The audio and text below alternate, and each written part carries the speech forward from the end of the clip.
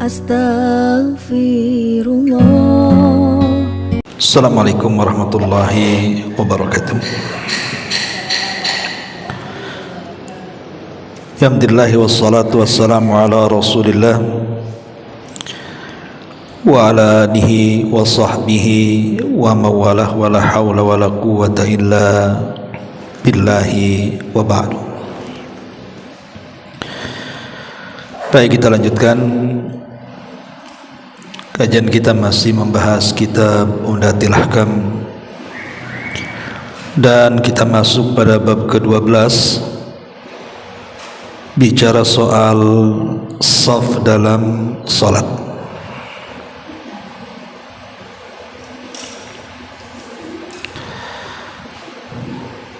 Baik, kita akan baca beberapa hadis dalam bab ini. Hadis pertama, an Anas bin Malik radhiyallahu anhu qala qala Rasulullah sallallahu alaihi wasallam sawwu sufufakum fa inna taswiyatas sufufi min tamamis salati.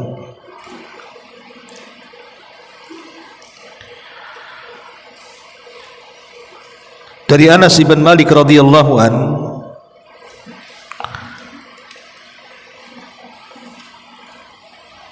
beliau menuturkan bahwa Nabi sallallahu alaihi wasallam bersabda,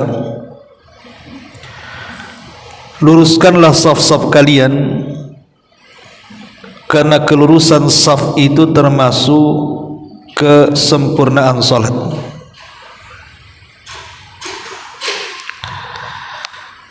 Baik, bicara tentang saf dalam salat, maka banyak pembahasan yang dijelaskan oleh para ulama.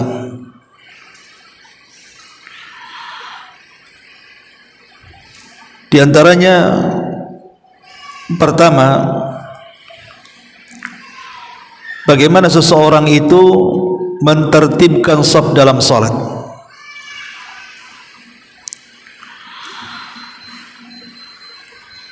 Para ulama menjelaskan, yang pertama,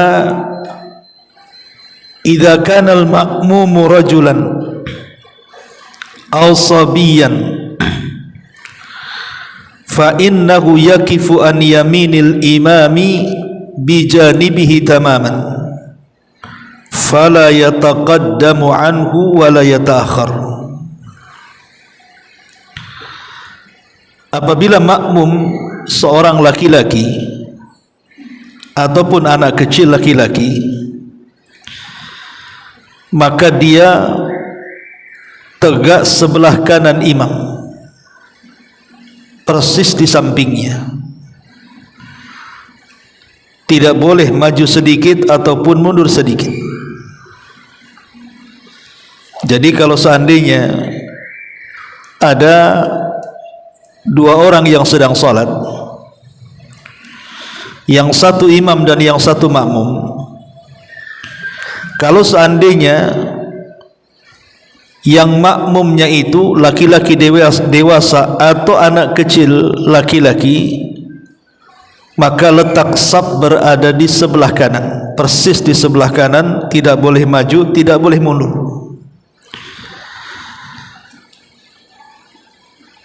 Ini yang pertama. Kemudian yang kedua, fa in kanu thalathatan aw aktsar taqaddama al-imamu wa saffa al-ma'mumani aw al-ma'mumuna khalfahu. Kalau seandainya makmum terbagi menjadi 3 atau lebih, maka imam wajib ke depan, kemudian makmum berderet di belakang, baik 2 orang ataupun lebih, jika semuanya laki-laki.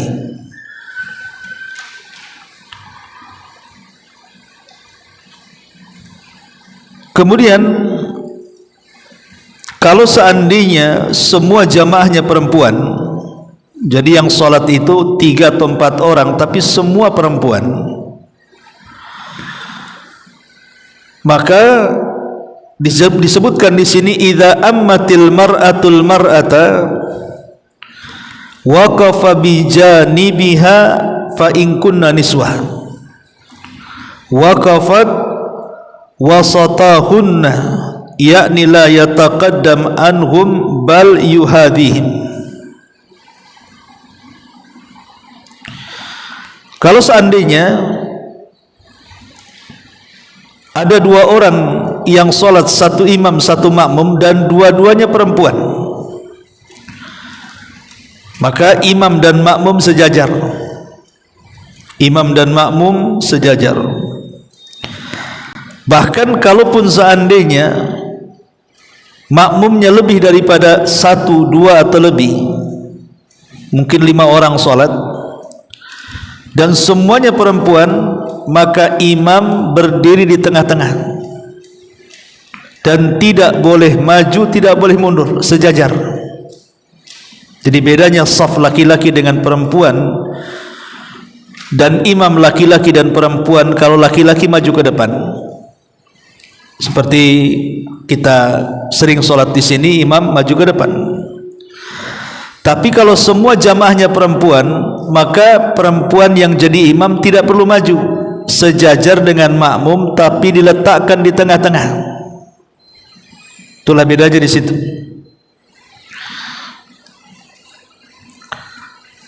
Kemudian yang berikutnya, idza kana ma'al imam rajulun wa imra'atun fa inna ar-rajula yaqifu bihidha'il imami wa taqiful mar'atu khalfahuma. Kalau seandainya makmumnya ada 2, 1 laki-laki dan 1 perempuan, maka si laki-laki sejajar dengan imam sebelah kanan, kemudian perempuan berada di belakang.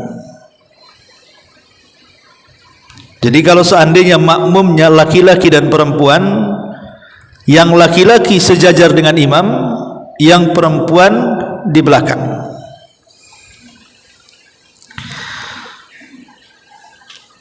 Kemudian selanjutnya, idza waqafa al-ma'mum an yasaril imam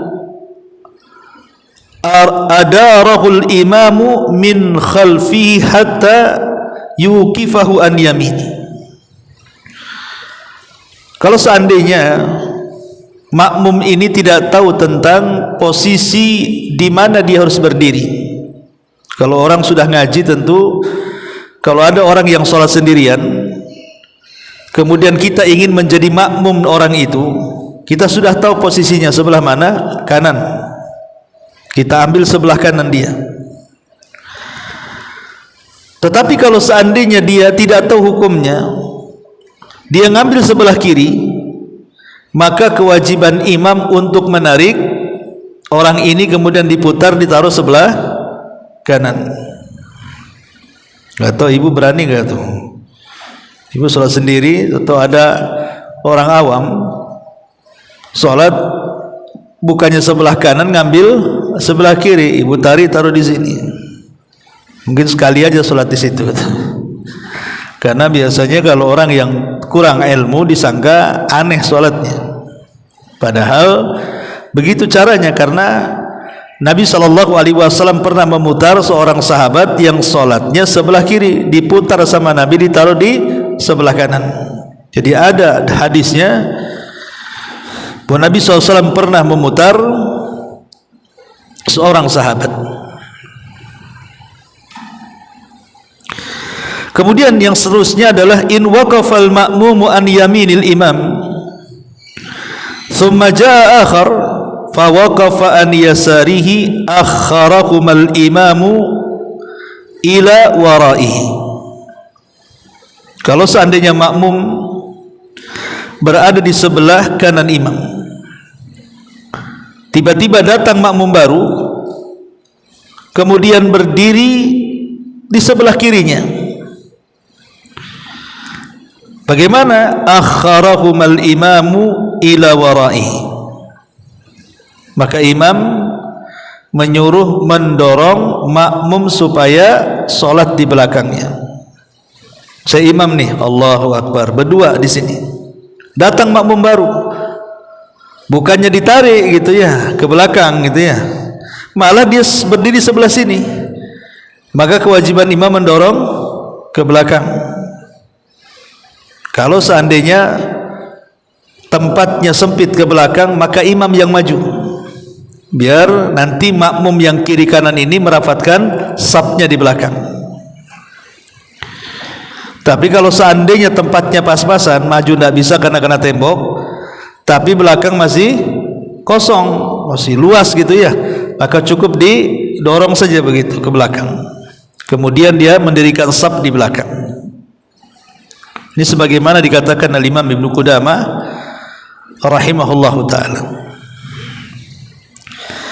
Kemudian yang selanjutnya, idza shallal ma'mumu an yasaril imam wa lam yudirghul imam an yaminihi fa hal salatul ma'mum sahihatun am batilatun.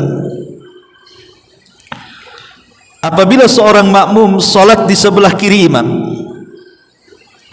tapi imam membiarkan, bukannya kemudian menarik kemudian meletakkan di sebelah kanan, malah dibiarkan sama imamnya sampai selesai solat. Pertanyaannya, kira-kira makmum yang solat di sebelah kiri imam dan imam membiarkannya, sah tidak solatnya? Mazhab Hambali mengatakan tidak sah solatnya. Mazhab Hambali mengatakan butlanu salatihi, batal salatnya, illa idza kana an yaminil imam rajulun akhar, kecuali sah kalau seandainya sebelah kanannya ada makmum lain.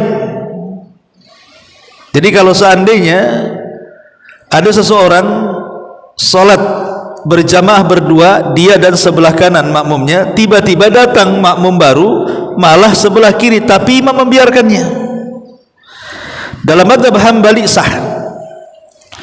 Tapi kalau seandainya tidak ada orang sebelah kanannya, kemudian dia mengambil sebelah kirinya dan imam membiarkannya, dalam mazhab Hambali tidak sah salatnya. Tetapi mazhab Malik dan Syafi'i serta Abu Hanifah, artinya mazhab jumhur mayoritas ulama, mengatakan bahwa anna salatahu sahihatun ala kulli halin illa annahu khalafa sunnah. Tapi mayoritas para ulama mengatakan tetap sah salatnya, tetapi dia tidak mengamalkan sunnah Nabi sallallahu alaihi wasallam, dan ini pendapat yang kuat, tetap sah salatnya, tapi dia menyelisihi sunnah.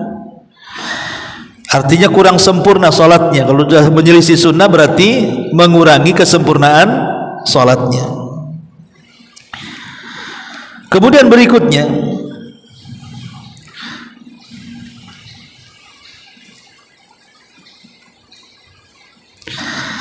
idza kabbara ithnani khalfal imam thumma kharaja ahaduhuma li udhrin taqaddama tsani hatta yakif bi khida'il imam an yaminihi.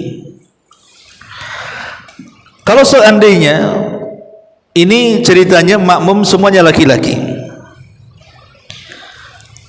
3 orang sholat, 1 jadi imam, di belakang jadi makmum, tiba-tiba 1 batal, maka otomatis kan tinggal 1 di belakang imam. Maka sebaiknya yang 1 di belakang imam itu tidak boleh terus di belakang imam, tapi maju kemudian berdiri di sebelah kanan imam. Jadi sekali lagi, kalau seandainya makmumnya 2 orang laki-laki kan di belakang imam tuh, tiba-tiba batal satunya, ngambil wudhu dulu kan lama tuh, maka dia tidak boleh sendirian di belakang imam, dia maju kemudian berdiri di samping sebelah kanan imam. Kecuali kalau setelah orang itu selesai wudhu datang lagi, ditarik lagi ke belakang. Tapi kalau seandainya lama dia tidak kembali, maka dia harus berjalan kemudian meletakkan badannya di sebelah kanan imam sejajar dengan imam. Kemudian idza dakhala rajulun al-masjida fawajada rajulani yusalliyani ma'an fi jama'atin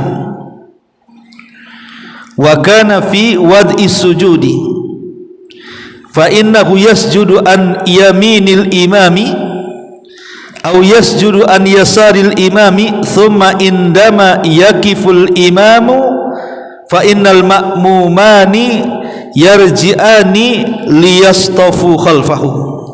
Apabila seseorang masuk ke dalam masjid, kemudian dia mendapatkan ada dua orang yang sedang solat berjamaah, tetapi kondisinya sedang sujud. Kan tidak mungkin narik, orang sedang sujud kan tidak mungkin ditarik ke belakang, ya kan? Karena posisi sujud mustahil ditarik. Maka dia boleh sujud di sebelah kanan makmum sejajar dengan imam atau sebelah kirinya. Tetapi kalau seandainya kemudian imam ini sudah berdiri, maka masing-masing makmum harus mundur ke belakang. Jadi masing-masing makmum harus mundur ke belakang, baik dua-duanya di sebelah kanan atau satu sebelah kanan satu sebelah kiri. Kalau imam dalam posisi berdiri, maka dia harus mundur. Ini juga bagian daripada hukum yang bicara tentang saf.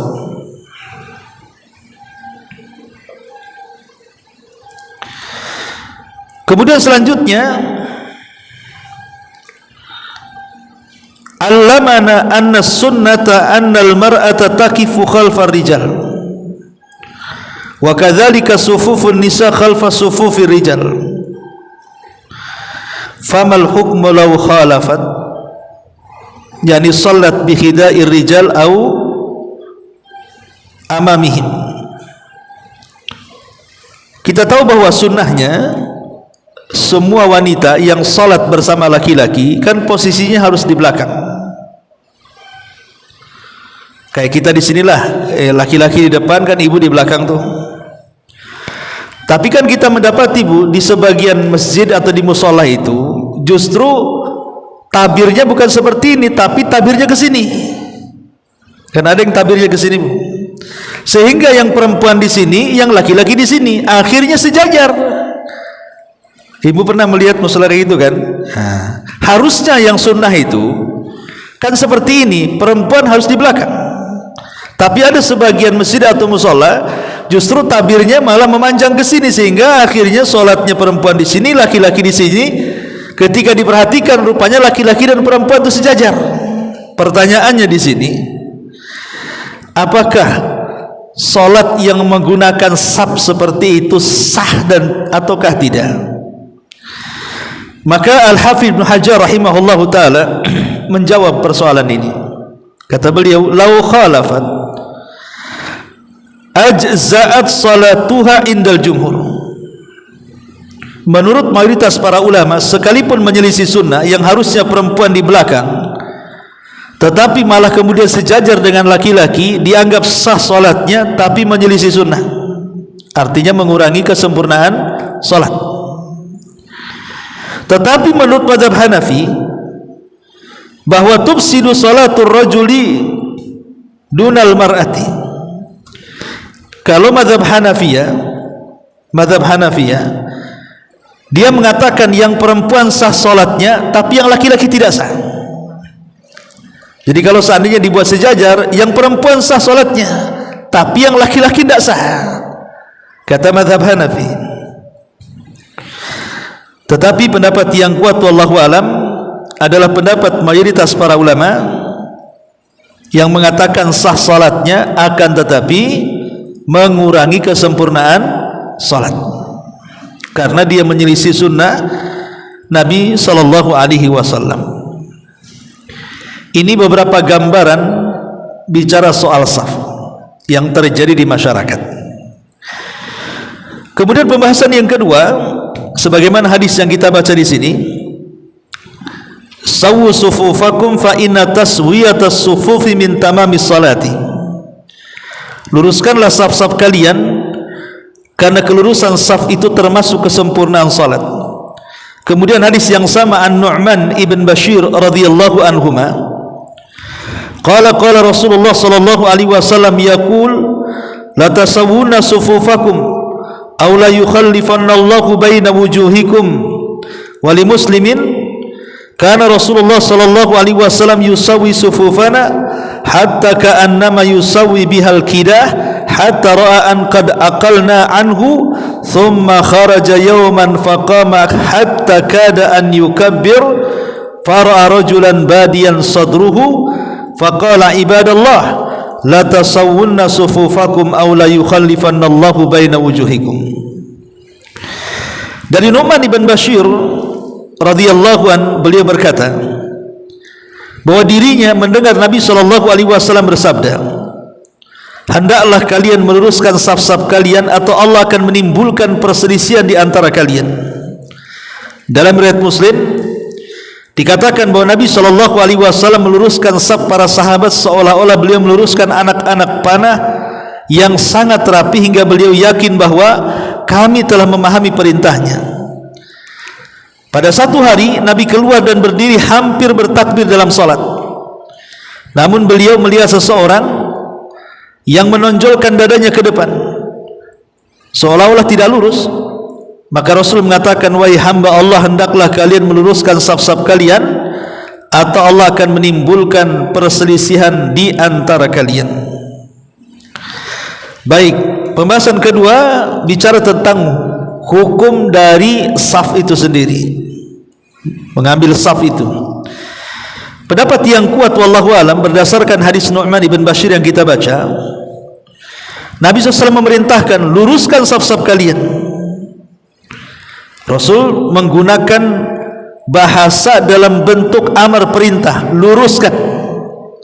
Dan dalam kaidah usul fikih bahwa asal perintah itu dibawa kepada hukum wajib. Berarti meluruskan saf itu hukumnya wajib, kalau tidak berdosa walaupun sah solatnya. Makanya Bu, hati-hati kalau ibu di barisan pertama khususnya di depan, kemudian nanti ada yang mengikuti jemaah di belakangnya, maka yang menentukan lurusnya saf kedua, ketiga, keempat itu ditentukan dari saf pertama. Karena saf kedua ngikutin saja, ngikutin saf depannya kan, nanti saf ketiga ngikutin saf kedua, dan begitu seterusnya. Maka saya nasihatkan ibu-ibu yang sholat paling depan, pemain ini di belakang tabir ini paling depan, maka perhatikan kelurusan saf. Sebab kalau seandainya yang depan seperti ular jalan, ya, gelombang-gelombang ini, nanti belakang ikut tuh. Ya. Karena meluruskan saf itu hukumnya wajib. Kalau sengaja kemudian kita geser ke belakang atau lebih maju ke depan, maka yang menggeser dirinya ke belakang atau maju ke depan itu, maka dia berdosa. Kenapa? Karena meluruskan saf itu hukumnya wajib. Kalau ditinggalkan berdosa walaupun sah salatnya. Jadi pendapat yang kuat, ada yang mengatakan sunnah, tapi pendapat yang kuat adalah wajib karena perintah, berdasarkan hadis Anas ibn Malik yang kita baca juga. Lalu bagaimana caranya saf itu disebut lurus? Saf itu disebut lurus karena di sini Rasul mengatakan la tasawwunna sufufakum. Kita dengar Bu, kalau imam, saya jadi imam atau siapa yang jadi imam, biasanya imam ngomong apa Bu? Sawu sufu fakum, kan begitu ya bahasanya. Sawu sufu fakum, tolong rapatkan dan luruskan saf kalian. Karena merapatkan dan meluruskan saf itu termasuk kesempurnaan salat. Jadi kalau ibu ingin menasihati orang awam, namanya ada orang baru salat di sini, tahu-tahu tidak mau mendekati ibu safnya, malah menjauh. Boleh jadi mungkin cukup satu orang itu sebenarnya, tapi dia jauh Bu. Nah, bilang sama ini, tadi imam ngomong apa, nah, gitu saja. Gak usah sini tidak boleh kayak gitu, ndak usah Bu. Tadi imam ngomong apa Bu, kan itu ke sebelahnya. Kata imam tadi rapatkan dan luruskan. Kalau nggak merapatkan dan meluruskan berarti ibu tak ikut imam ya. Jadi cara menasihatinya seperti itu. Coba dengarkan tadi ngomong apa, besok kesini lagi kita rekam kalau salah dengar gitu. Karena semua imam mengatakan seperti itu. Tapi anehnya kadang-kadang ada imam itu kalau jadi imam nyuruh ngeluruskan dan merapatkan, ketika dia jadi makmum tak merapatkan pula dia. Kan aneh tuh imam kayak gitu tuh. Ada yang imam kayak gitu tuh ya. Lah pertanyaannya adalah kalimat sawu sufufakum itu apa artinya? Yang pertama, ulama mengatakan maksudnya al-muhadzatu. Al-muhadzah itu artinya la yataqaddam ahadun ala ahadin. Wa hadzal muhadzah takunu bil manakib, yani bil aqtaf. Wa kadzalika takunu bil a'qab, bil a'qub. Wa ammal muhadzatu bi atrafi asabi'i arjul fa hadza khata'un li'anna aqdam an-nas takhtalifu tulan wa qisaran. Pertama, bahwa makna sawu sufufakum, luruskan itu maksudnya pertama adalah al-muhadzah. Muhadzah itu artinya ketika meluruskan shaf, seseorang tidak boleh maju ke depan atau mundur sedikit, tidak boleh maju sedikit atau mundur sedikit, tapi harus lurus. Dan kelurusan shaf itu dengan dua cara. Pertama dengan menyentuhkan bahu sebelah kanan dan kiri. Jadi ini bahu saya, kemudian di sini ada makmum, sentuhkan bahu dengan bahu, pasti lurus. Yang kedua itu dari arah atas, dari arah bawah sentuhkan mata kaki dengan mata kaki. Tapi kalau rapatnya maksudnya ujung jari kaki, ini salah. Kenapa? Karena namanya kaki orang itu ada panjang, ada pendek. Pamannya di sampingnya ada anak-anak, otomatis kan kakinya pendek anak-anak itu. Sementara kaki ibu panjang pula. Lah nanti kalau pamannya ngambil ujung jarinya, otomatis anak-anak dia akan maju ke depan jarinya sedikit kan, ibu mundur, karena bagaimanapun tidak akan lurus kalau patokannya ujung kaki. Tapi kalau ingin lurus patokannya mata kaki. Kalau patokannya mata kaki, walaupun satunya kakinya pendek, satunya kakinya panjang, pasti lurus badannya. Bisa dipahami ya? Maksudnya meluruskan shaf itu dengan menembakkan bahu. Jadi kalau kita ingin lurus, lihat bahu orang, arahkan bahu kita dengan bahu dia, itu dari arah atas, dari arah bawah arahkan mata kaki dia dengan mata kaki yang lainnya, baru itu akan lurus itu. Tapi kalau ujung jari-jari kaki, ya tadi ada yang pendek, ada yang panjang namanya kan, pasti akan zigzag tuh nantinya. Ini mana yang pertama al-muhadzah. Kemudian yang kedua at-tarasi, bihaitsu la yakun hunaka furujatin wa khalalun baina sufuf. Kemudian makna sawu sufufakum yang kedua artinya at-tarasi. At-tarasi artinya jangan sampai ada kerenggangan satu dengan yang lainnya. Karena ini yang banyak di masyarakat, kadang-kadang kalau mungkin orang awam biasanya dia tidak mau mendekat dengan kita itu, apalagi nempel, gatal mungkin ya, sehingga kemudian terjadi kerenggangan. Terkadang satu orang bisa loh berdiri di situ. Lah ini kekeliruan, merapatkan dan meluruskan shaf itu bukan begitu, karena ini akan membahayakan. Nabi SAW mengatakan bahwa orang yang tidak merapatkan shafnya, masih memberikan kerenggangan di antara dua makmum, dikhawatirkan setan akan masuk dari situ, kemudian dia akan terus maju ke depan dan mengganggu imam. Sementara baiknya solat makmum itu ditentukan baiknya solatnya imam. Kalau semua kemudian beberapa shaf ke belakang renggang, itu setan akan masuk di celah-celah shaf itu. dan dia akan mengganggu imam. Dibuatnya imam lupa 1 rakaat, dibuatnya imam lupa bacaan Qur'annya, jadi menjadikan imam makmum tidak khusyuk untuk kebawaan. Jadi digodanya suruh cepat, suruh ngebut, dan begitu seterusnya. Jadi setan akan berusaha mengganggu kekhusyuan imam untuk mengganggu kekhusyuan seluruh makmum. Ini yang kedua. Yang ketiga, makna sawu sufufakum adalah taqarub as-sufufi. Taqarub as-sufufi, saling mendekati saf satu dengan saf yang lainnya.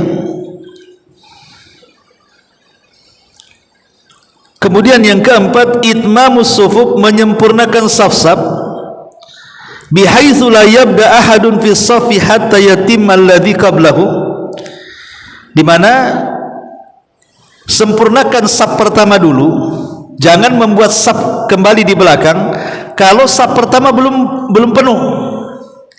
Pemainnya di ibu-ibu di belakang nih, kalau sudah full sampai mana nih? Sampai tembok situ dengan tabir bayi di situ.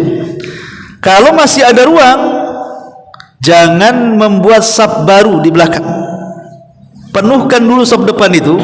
Kalau sudah tidak ada ruang lagi di saf depan, baru mengambil saf kedua. Itu makna perintah imam, sawu sufufakum. Berarti di sini maksudnya adalah jangan sampai saf pertama belum sempurna menjadikan saf kedua sudah dibariskan. Ini makna sawu sufufakum. Kemudian makna yang kelima, an tuqaddim sufufar rijal wa tuakhir sufufan nisa. Dan makna sawu sufufakum juga artinya agar saf laki-laki di depan dan saf perempuan di belakang. Saf laki-laki di depan dan saf perempuan di belakang.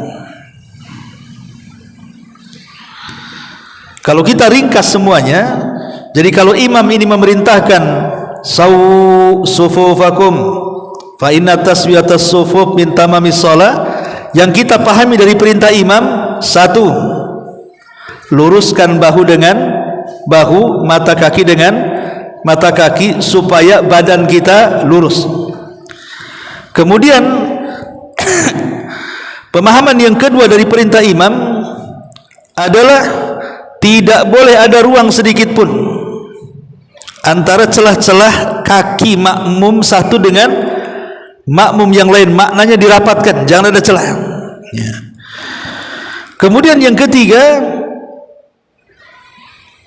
harus saling mendekat saf satu dengan saf yang lainnya, jangan saling menjauh. Inilah kadang-kadang madaratnya orang bawa sajadah sendiri-sendiri itu. Akhirnya apa? Dibuatnya kapling, nggak boleh kaki orang injak sajadah dia. Ini kapling saya. Jadi kalau kaki orang nginjak sajadah kita, ngambek dia. Itulah padahal nggak boleh, karena berdiri dalam solat itu bukan sajadah ketentuannya, tapi kaki, mata kaki orang yang solat itulah ketentuannya, bukan sajadah dengan sajadah yang nempel. Kalau itu perintahnya nggak begitu ya. Kalau itu perintahnya ya rapatkan sajadah kalian kan gitu. Tapi kan nggak begitu bahasanya.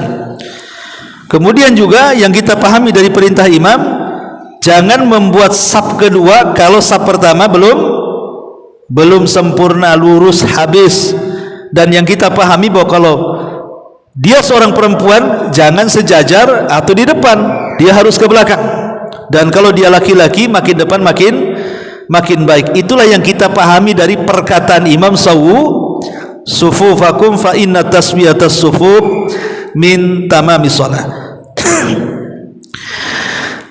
Ma'asyiral muslimat yang dimuliakan Allah Subhanahu wa taala,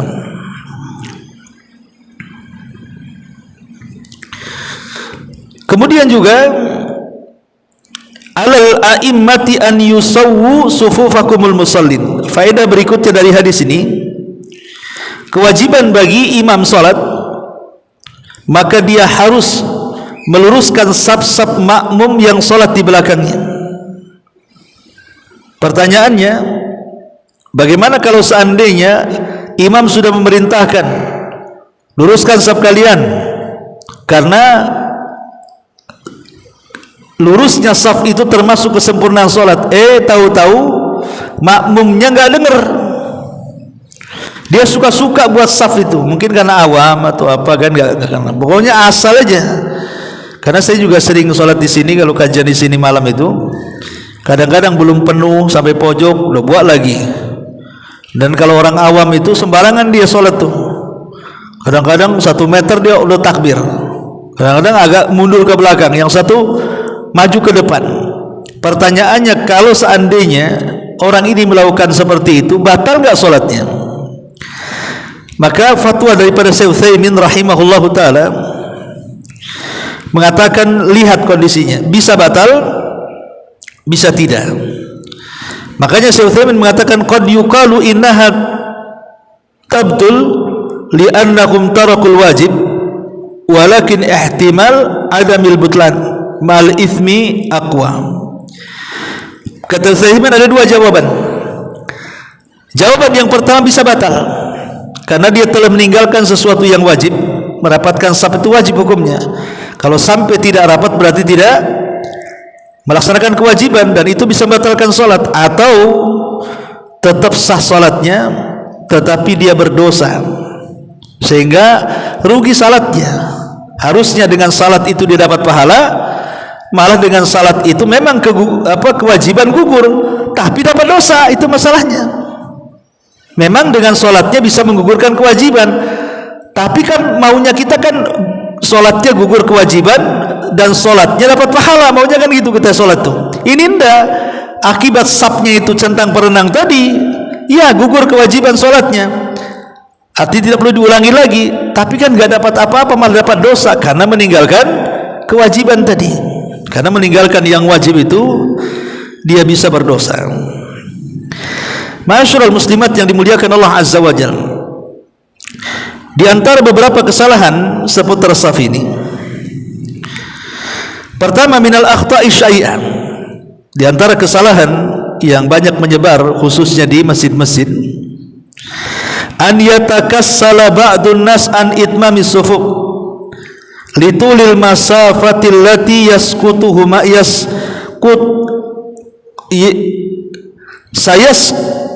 sayaqta'uha ila safi fatarahu yunsi'u saffan jadidan khalfa hadha saf alladhi la yaqtamil ba'd wa hadha mukhalifun li hadi Nabi sallallahu alaihi wasallam. Kesalahan yang pertama adalah, dan umum di masjid-masjid, banyak orang itu malas memperhatikan kesempurnaan saf.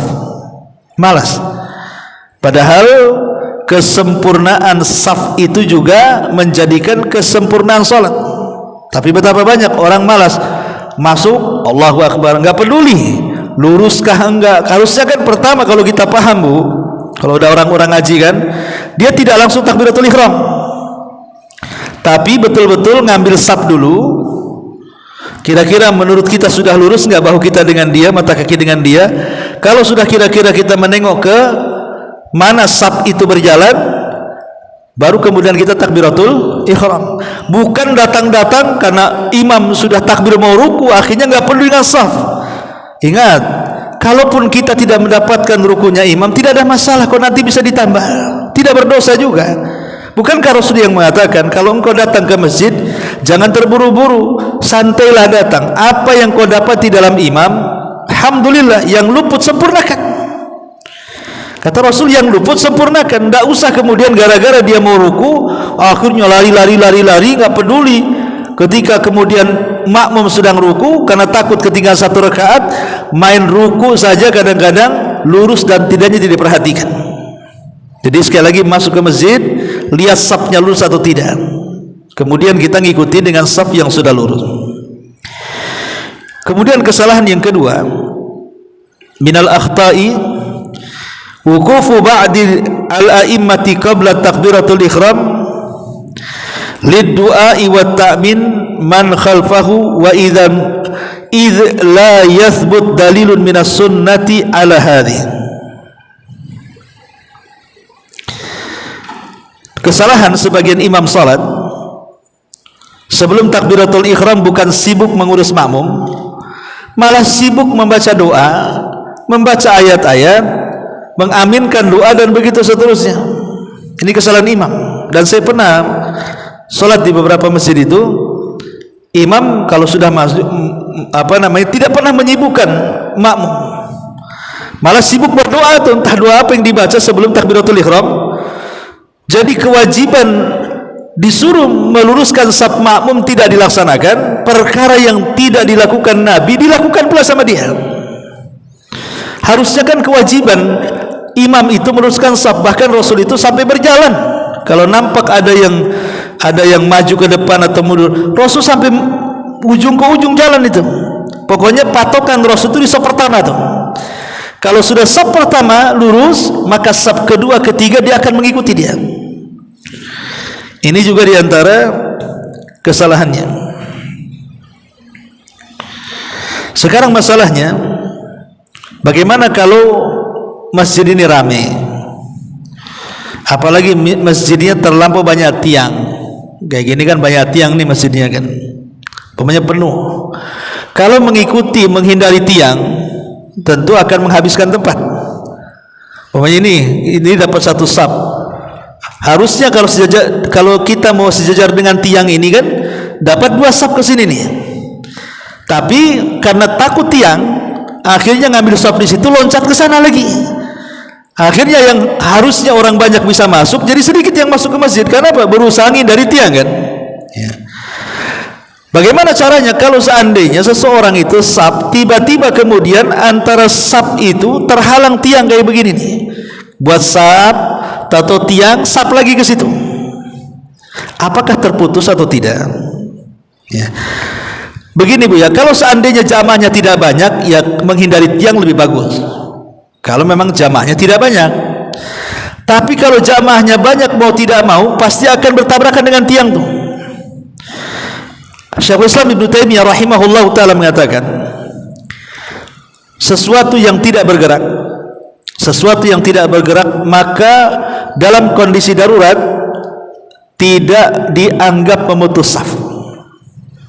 Karena mungkin banyak kayak sholat Jumat, kebanyakan ramai tuh. Maka kalau dalam posisi darurat, walaupun terhalang tiang, maka tidak dianggap memutuskan saf. Sama dengan posisi ibu bawa anak. Anak itu ada 2 Bu. Ada anak yang pasif, ada anak yang aktif. Ya. Kalau anaknya pasif ditaruh di sebelah kita, nggak kemana-mana. Ya memang dia nggak sholat, duduk aja, tapi dia nggak kemana-mana di situ. Maka tidak memutuskan saf. Kenapa? Karena dia tidak bergerak. Tapi kalau anaknya aktif, masuk, kemudian pergi lagi, masuk lagi, keluar lagi, lari sana lagi, masuk lagi. Ini memutuskan saf yang seperti ini.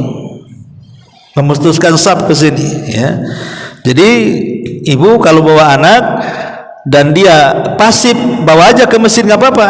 Dia tidak memutuskan saf. Tapi kalau anaknya sudah aktif, ganggu orang, masalah tuh. Saya itu pernah lagi ruku Bu, anak sebelah ini iseng Bu, mainin kuku saya itu. Gimana mau ketawa gimana gitu kan?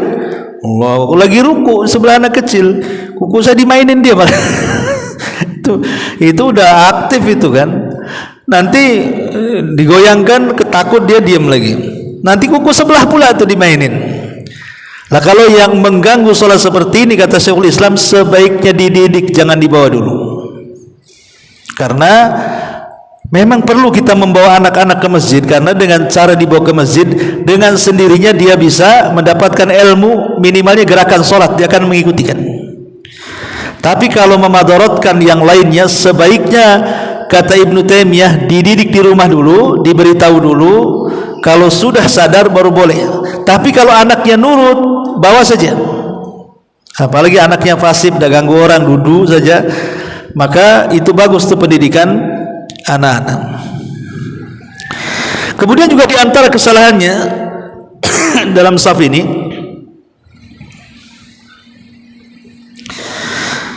minal akhta'i isra'u ba'dil masbukin idza wajadul imam raki'an li idraki rak'ah. Kesalahan imam kesalahan makmum yang masbuk, apabila mendapatkan imam sedang ruku, maka dia bersegera untuk mendapatkan rukunya imam tanpa memperhatikan saf mereka. Sekali lagi, saf itu yang pertama, ruku itu kedua. Kalaupun tidak mendapatkan rukunya imam, tidak apa-apa. Yang penting kewajiban merapatkan saf sudah dilakukan supaya kita tidak berdosa dalam salat kita, gitu maksudnya. Ini juga diantara kesalahan. Ataupun diantara kesalahan masbuk, idza ra'al imam sajidan aw jalisan la yadkhulu shalah ma'ahu hatta yakifal imam. Kesalahan yang lain adalah ketika ibu menjadi makmum masbuk, sementara posisi imam sedang sujud atau duduk tasyahud, ibu tidak mau ikut dengan mereka, nunggu imam berdiri. Kan banyak yang seperti itu kan. Ini imam lagi sujud atau lagi duduk, ibu malah nyantai-nyantai, nunggu dulu dia berdiri baru takbiratul ihram. Ini kesalahan. Kesalahannya di mana? Kesalahannya karena kita tidak mengikuti imam. Rasul mengatakan, ju'ilal imamu liyu'tamma bihi, dijadikan imam itu untuk diikuti.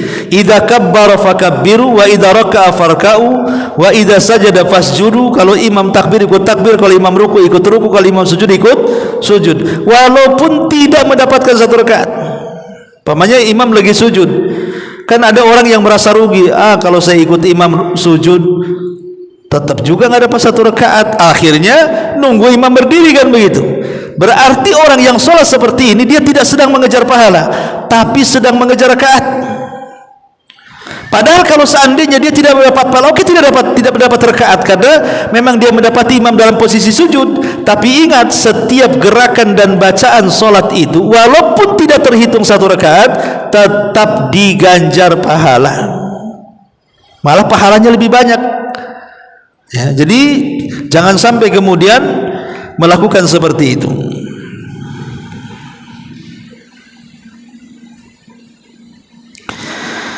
Masyaallah muslimat yang dimuliakan Allah Azza wa Jalla. Kemudian di antara pembahasan ketiga, lafaz-lafaz yang Nabi sallallahu alaihi wasallam serukan kepada makmum, di antaranya sawu sufufakum fa inna taswiyatas sufuf min iqamatis shalah. Rapatkan saf-saf kalian, karena merapatkan saf itu termasuk kesempurnaan salat. Kemudian kadang-kadang Rasul mengatakan aqimu sufufakum, tegakkan saf-saf kalian. Rasul terkadang 3 kali mengucapkan kalimat ini. Kemudian la takhtalifu fatakhtalifa qulubakum, jangan berselisih terhadap saf kalian, nanti hati-hati kalian akan berselisih. Para ulama mengatakan di antara bahaya tidak merapatkan saf itu adalah Allah menanamkan satu jamaah dengan jamaah yang lain itu dalam hatinya kebencian. Dan ini ancaman dari Nabi, luruskan saf kalian atau Allah akan buat hati kalian berselisih. Imam Ibnu Hajar Al-Asqalani ketika mengatakan Allah jadikan hati kalian berselisih, maksudnya Allah tanamkan kepada kalian permusuhan dan kedengkian. Bukan main-main ya. Orang yang tidak merapatkan saf itu, hati kita ditanamkan kebencian, hati kita ditanamkan permusuhan. Maka dengan merapatkan saf berarti sebaliknya, hati kita akan dipenuhi dengan persaudaraan dan percintaan antar sesama kaum muslimin.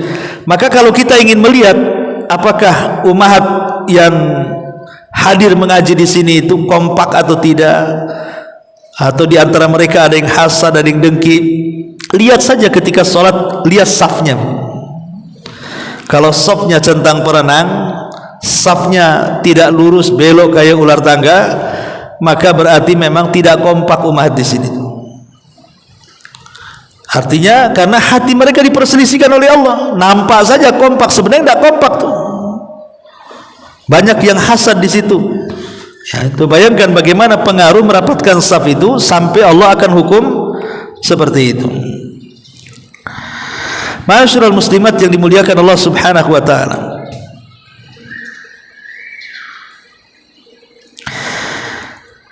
Kemudian la tasihu salatul ma'mum amamal imam illa idza kanat darurah.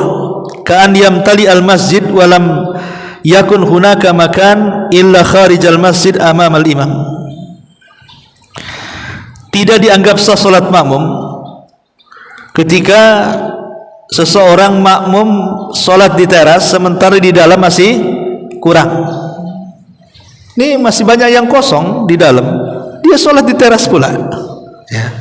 Kecuali darurat, memang sama sekali masjidnya sudah penuh, nggak ada tempat lagi, ya sudah teras sebagai gantinya. Kayak di Masjidil Haram kan gitu ya, kalau yang umroh penuh di dalam atau Masjid Nabawi, ya sudah ke teras. Tapi kalau di dalam masih banyak tempat, kok kita milih di luar ya. Maka kata para ulama tidak sah salatnya dan tidak sah salat makmum seperti ini, sebagaimana dikuatkan oleh Syekhul Islam Ibnu Taimiyah rahimahullahu taala. Kemudian juga di antara kesalahan saf yang umum adalah wukufu ba'dil awamin nas wukufi as-sibyan khalfal imam mubasyaratan wabdi'ad ulil ahlami wan nuha an hadzal mautin. Kesalahan imam, kesalahan jamaah dalam salat itu terkadang ada sebagian masjid supaya anak-anak tidak ramai, sengaja anak-anak itu dijadikan satu saf tapi diletakkan di saf yang paling depan supaya anak-anak takut karena diperhatikan di belakang sama orang-orang tuanya kan. Maka ini kesalahan, karena bagaimanapun menjauhkan orang-orang dewasa di saf pertama. Kalau suatu ketika imam ini lupa atau batal, cemana siapa yang gantikan? Masa anak-anak yang maju di situ ya. Maka sekali lagi, anak-anak itu layaknya jemaah yang lain yang datang, ya sebisa mungkin kalau dia sama orang tuanya, berdirikanlah di samping orang tuanya, dan sebelum sholat kasih tahu, kalau nakal akan diberikan iqab dan begitu seterusnya. Ma'asyiral muslimat yang dimuliakan Allah Subhanahu wa taala. Kemudian bagaimana hukumnya kalau ibu-ibu ini ketika sholat ada dua saf umpamanya sudah full, dua saf itu sudah full, tengok ke belakang kok tak ada lagi, cuma saya sendiri di sini, terpaksa sholat sendirian di belakang saf. Jadi dua safnya penuh, saf pertama penuh, saf kedua penuh, saf ketiga nggak ada orang, cuma ibu saja. Boleh enggak seseorang itu berdiri sendiri tanpa ada kawan di belakang? Karena Nabi SAW mengatakan la salata limunfaridi khalfal imam, tidak boleh salat sendirian di belakang imam. Ada hadis yang mengatakan seperti itu, tidak boleh salat sendirian di belakang imam. Maka para ulama mengatakan la yajuzu lil ma'mumin an yusalliya khalfas saffi munfaridan, tidak boleh bagi makmum salat di belakang imam itu sendirian, dan ini berdasarkan hadis yang tadi dibaca la salata limunfaridi khalfa imam. Dan Nabi SAW pernah melihat seseorang laki-laki dia salat di belakang saf sendirian, maka Nabi SAW memerintahkan dia untuk mengulang salatnya. Jadi Nabi SAW melihat seseorang dia tidak mengikuti saf, tapi dia malah salat sendirian di belakang saf. Selesai salat kata Rasul, irji fasalli, balik salat lagi kata Nabi. Bagaimana dengan dua riwayat ini? Masalahnya kan kita repot bu, kita salat sendirian kan ada larangannya, berarti minimalnya dua orang. Kalau dua orang berarti harus narik di saf kedua, satu orang ditarik ke belakang kan, baru kemudian berdiri. Pertanyaannya, mau enggak orang yang di saf kedua itu mau beralih ke saf ketiga? Karena bagaimanapun kan masing-masing saf makin depan itu kan pahalanya makin baik kan gitu ya. Tiba-tiba ditarik ke belakang ya. Mau enggak? Kalau enggak mau kan akhirnya tarik-tarikan jadinya kan. Maka dalam hal ini para ulama berselisih pendapat tentang sah salatnya seorang yang sendirian di belakang saf. Warajih butlanuha illa liudhrin, tapi pendapat yang kuat batal salatnya kecuali karena uzur, kecuali karena uzur ya. Kemudian di sini dikatakan ka'an ya'til musalli fayajidu saf qad tam, wala yajidu furjatan fi saffi fayajuzu lahu idzan an yusalliya munfaridan. Kecuali uzurnya, maksudnya memang sama sekali ibu tidak bisa menyelipkan badan di umpamanya di pojok tinggal segini, badan kayak gajah umpamanya kan. Menyelip-nyelip tidak bisa, tidak bisa ini ya.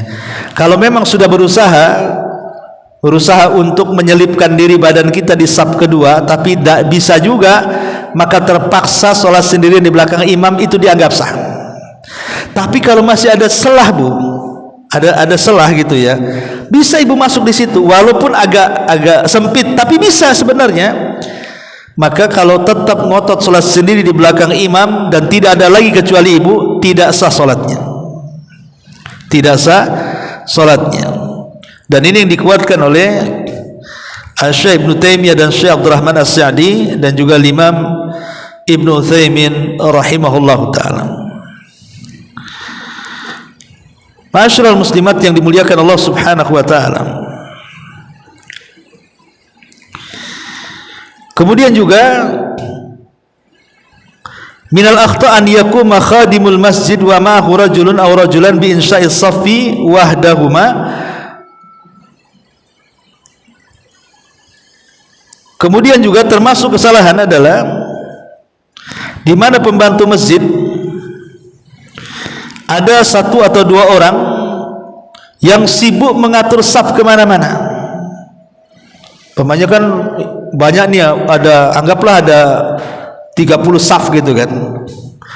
Jadi ada 2 atau 3 orang ngatur keliling. Nah, itu tidak perlu.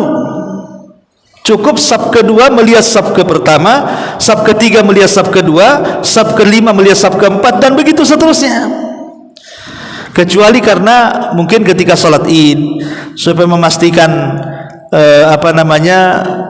jamaahnya masuk semua, itu kan karena darurat ya. Tapi kalau tidak darurat maka tidak perlu seorang melakukan seperti itu, karena dia mengabaikan orang dia sendiri. Harusnya dia sholat bersama imam malah sibuk membetulin saf. Dia datang pertama, akhirnya sholat paling depan belakang kan jadinya kan, karena sibuk ngatur saf. Mau ke depan sudah nggak ada, terpaksa dia sholat di belakang. Nah, itu kan merugikan diri sendiri namanya. Ini juga diantara kesalahan.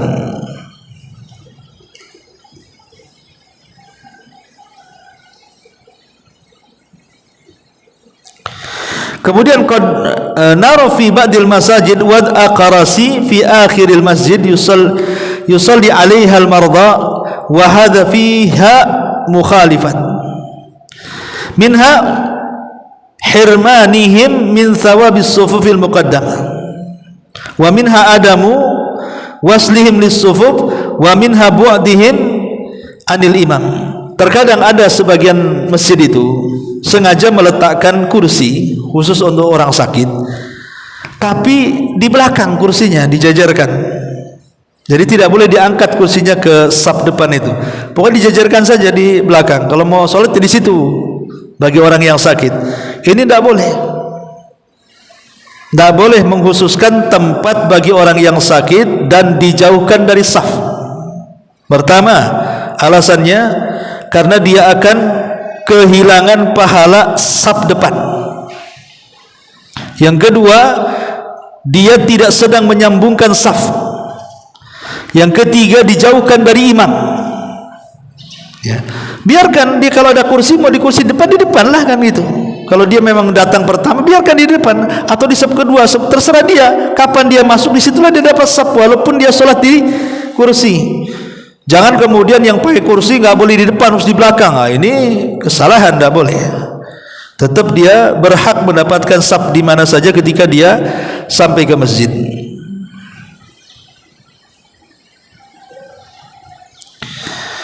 Masyaallah muslimat yang dimuliakan Allah Subhanahu wa taala, inilah di antara faedah 2 hadis dari masalah saf ya. Baik, sampai di sini. Silakan kalau ada yang bertanya seputar saf ini.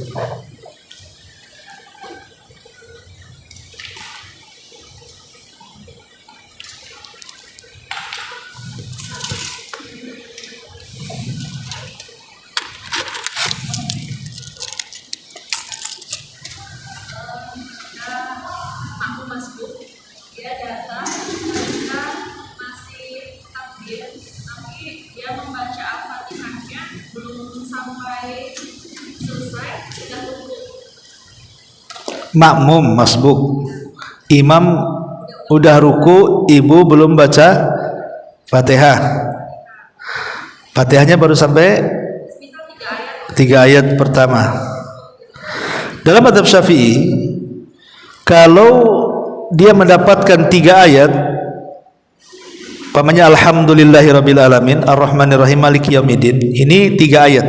Karena bismillah itu tidak termasuk Fatihah, tapi harus dibaca karena Fatihah adalah surat.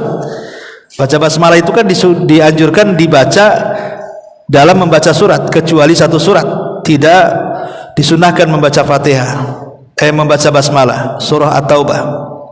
Kalau semua surat dianjurkan baca basmalah, karena Fatihah itu pendapat yang kuat dimulai dari alhamdulillah, alhamdulillahirabbil alamin arrahmanirrahim maliki yaumiddin. Ini hak Allah. Asal 3 ini dibaca, kemudian imam ruku, dalam mazhab Syafi'i sudah mendapatkan 1 rakaat. Tapi kalau baru alhamdulillahirabbil alamin kemudian imam ruku ikut ruku, belum mendapatkan 1 rakaat dalam mazhab Syafi'i. Kenapa? Karena dalam mazhab Syafi'i, baik sholat sendirian, baik sholat bersama imam, baik imam dijaharkan atau disirkan, baca Fatihah itu rukun untuk semuanya. Itulah mazhab Syafi'i. Tapi dalam mazhab yang lain seperti Hambali dan yang lainnya tidak, bahwa patokan orang mendapatkan 1 rakaat itu bukan Fatihah tapi ruku. Pokoknya asal mendapatkan rukunya imam, walaupun ibu bawa 1 ayat kemudian imam ruku ikut ruku, asal ibu dapat ruku maka dapat 1 rakaat. Ya terserah mau ikut mazhab siapa kan itu ya. Wallahu a'lam.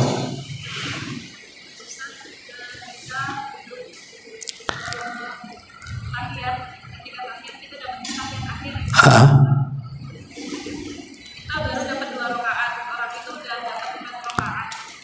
Kita ikut bacanya di 3 rakaatnya sampai syahadat. Iya.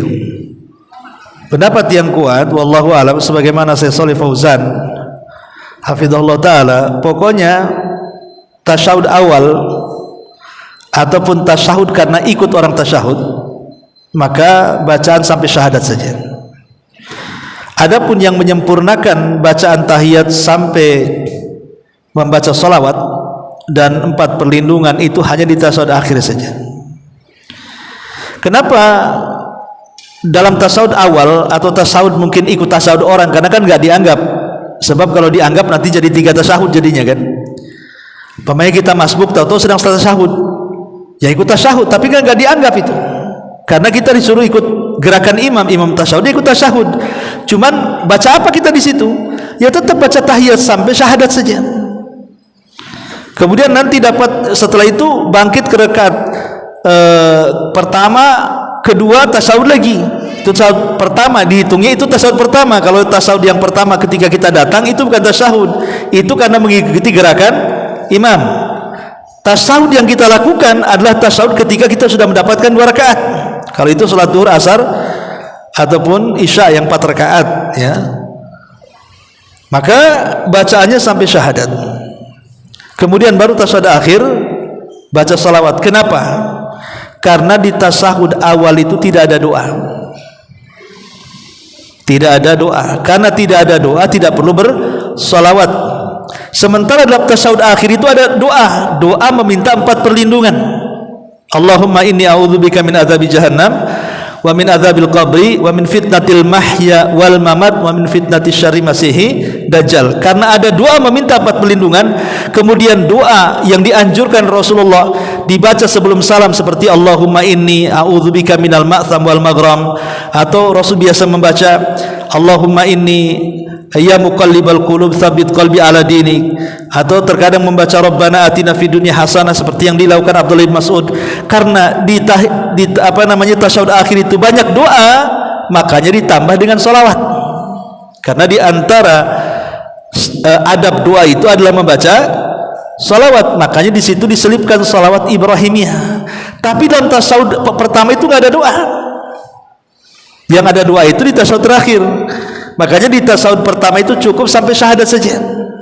Kemudian masuk ke rakaat ketiga. Wallahu a'lam. Ya.